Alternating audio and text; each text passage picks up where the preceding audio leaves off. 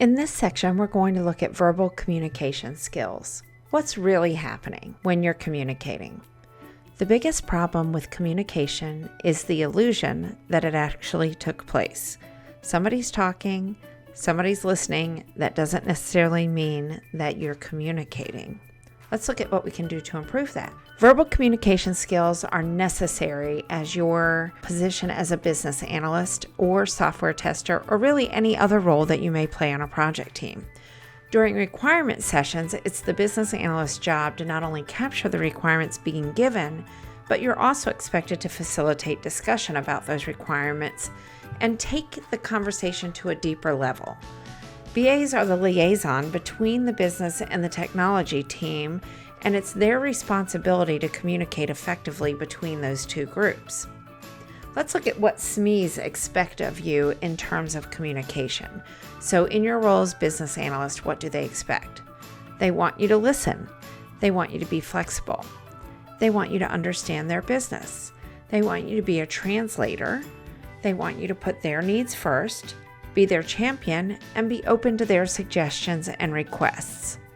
What else can you add to this list based on your experience? Think about that for a moment and jot down other things that you think belong on this list. SMEs are your customers, right? They're getting information from you. You're getting information from them. They are, in effect, your customer. The SME expects business analysts to use their language, right? They want you to use their language coming from their business area. They expect BAs to ask good questions to learn about their business. They expect business analysts to organize requirements into clear, concise, understandable written documents and diagrams. They expect business analysts to facilitate and lead requirements meetings. They also expect for you as the BA to present them with suggestions for fitting requirements into existing organizational processes. They expect to receive a solution that meets their needs. They expect business analysts to communicate their needs to the technical team.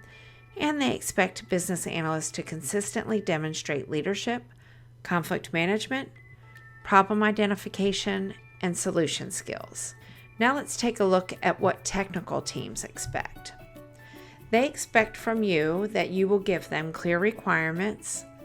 They expect details from you, detailed information. They expect their needs to be met first.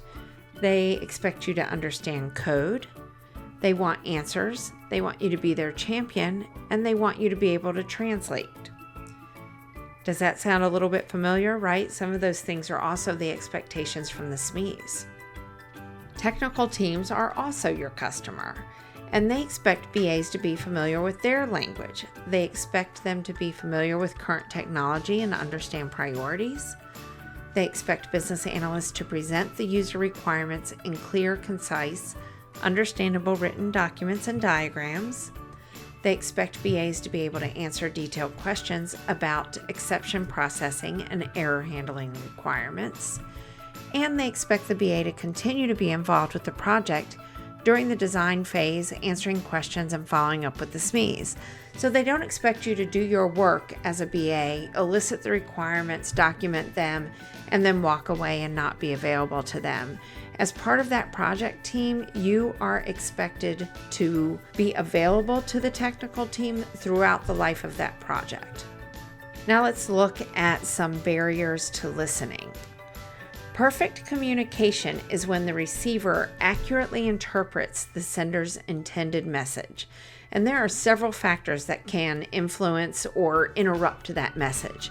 So those factors are called barriers to listening. Some of those things are filters when you're filtering out information, when you might have a lack of interest in the topic being discussed, when you have preconceived ideas and thoughts around the topic, when you are thinking of responses during the communication process. I will admit that I am guilty of that. When somebody is talking, I sometimes am formulating a response before they've even finished talking. So what does that mean? It means I'm not really listening, right? Because if I'm starting to formulate a response, part of my brain is now focused on that. So I'm not truly listening at that point. And then finishing statements for others is also a barrier to listening.